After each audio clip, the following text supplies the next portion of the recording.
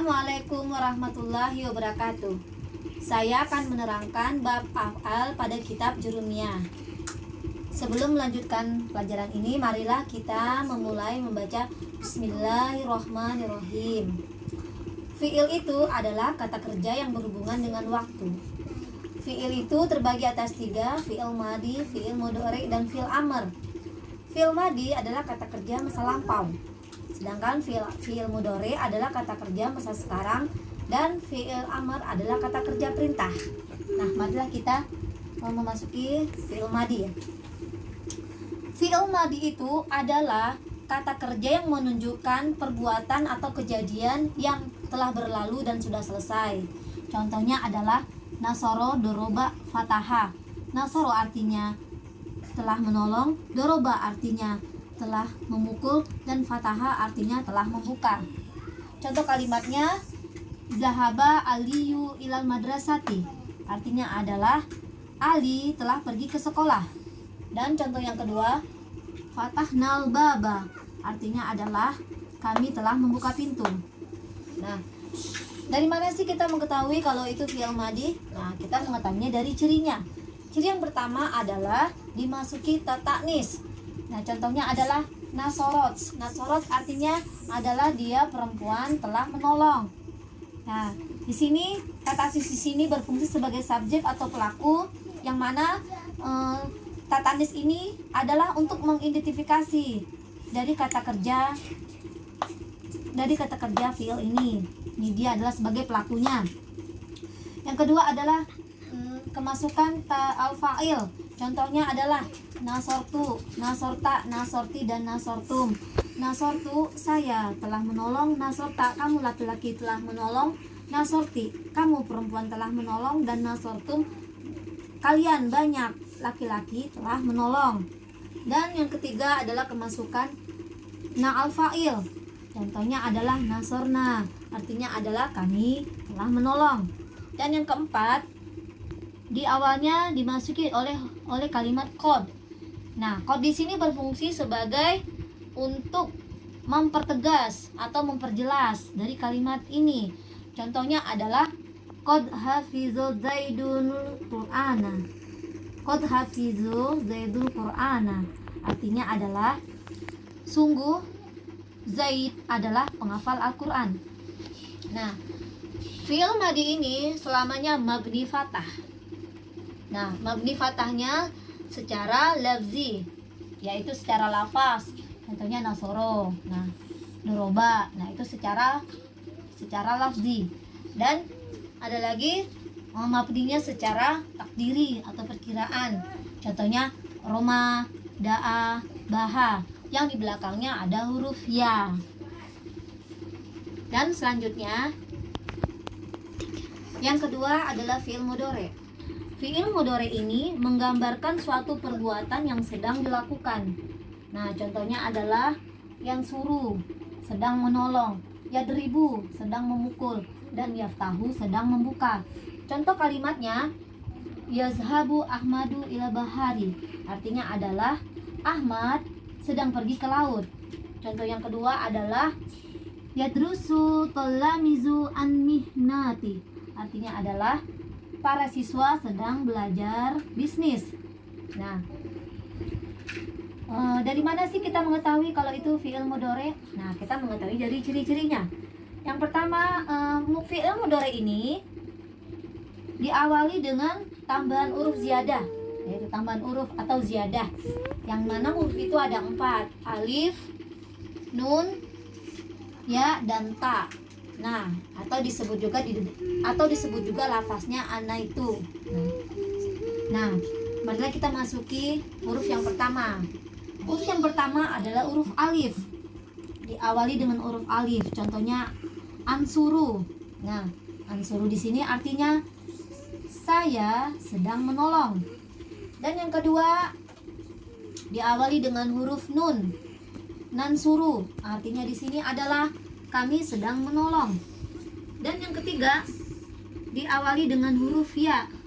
Yansurna, artinya kalian perempuan banyak sedang menolong. Dan yang keempat diawali dengan ta, yaitu tansurina, artinya adalah kamu perempuan sedang menolong. Nah, fi'il mudhari ini selamanya mabni rofa. Namun ketika kemasukan amil nasab, maka dia akan menjadi nasab. Dan ketika kemasukan amil jazm, maka dia akan menjadi jazm. Amil nasab itu berjumlah 10, sedangkan amil jazm berjumlah 18. Contoh kalimat amil nasab yaitu contohnya adalah yang suruni an tata'allama. Jadi artinya di sini adalah kamu belajar membuatku bahagia. Nah, di sini an di sini adalah amil nasabnya ya, an.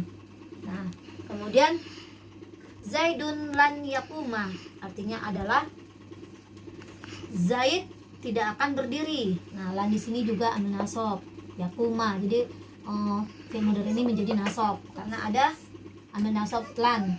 Nah, terus contoh yang kedua adalah amil jazm.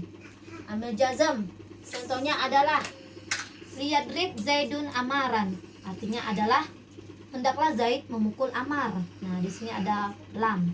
Nah, lam di sini adalah amil jazm. Terus yang kedua adalah lam azhab ila suki, artinya adalah saya belum pergi ke pasar. Nah, lam di sini adalah amil jazm.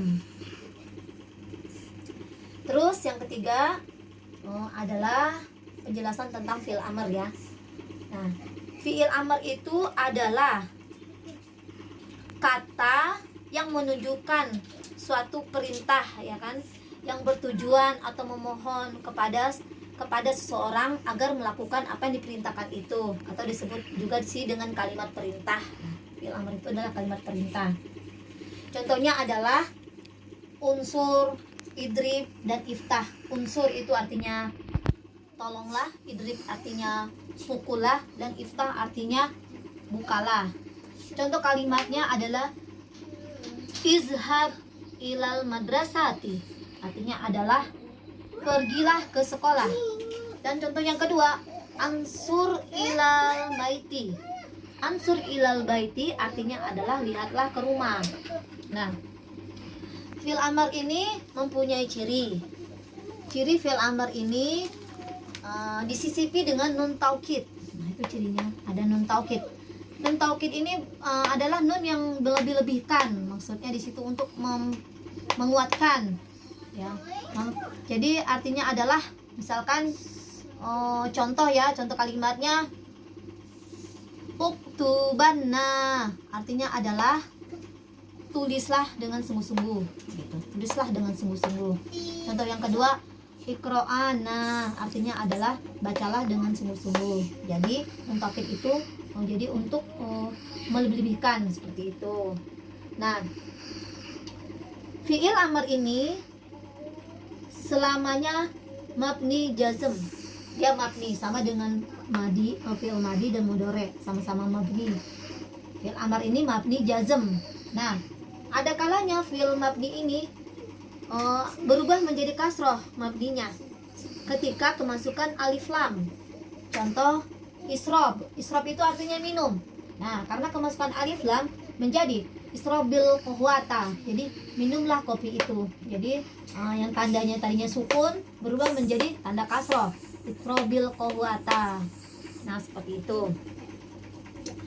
Fi'il amr ini hanya ada 6 domir, 6 mukotab ya kan. Mukotab itu adalah lawan bicara dari mutakalim.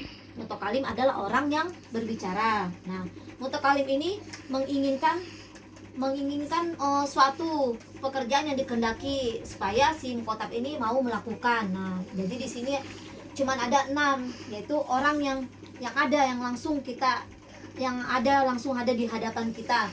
Contohnya adalah anta, antuma, antum, anti, antuma, antunna. Nah, di situ contohnya pertama adalah ijlis, artinya adalah kamu laki-laki duduklah. Ijlisa, kamu dua laki-laki duduklah. Ijlisu, kamu kalian banyak laki-laki duduklah. Ijlisi, kamu perempuan duduklah. Ijlisa, kamu dua perempuan duduklah.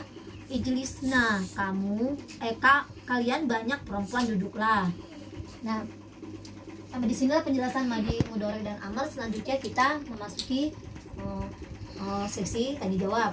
Nah, sekarang kita mulai dari pertanyaan yang pertama. Ya, Nisa Mawada, saya ingin bertanya kepada Umi Devi. Bagaimana cara membuat fiil amar dari fiil mudhari sulasi mujarrad? Nah, pertanyaan pertama adalah dari Anissa Mawadah.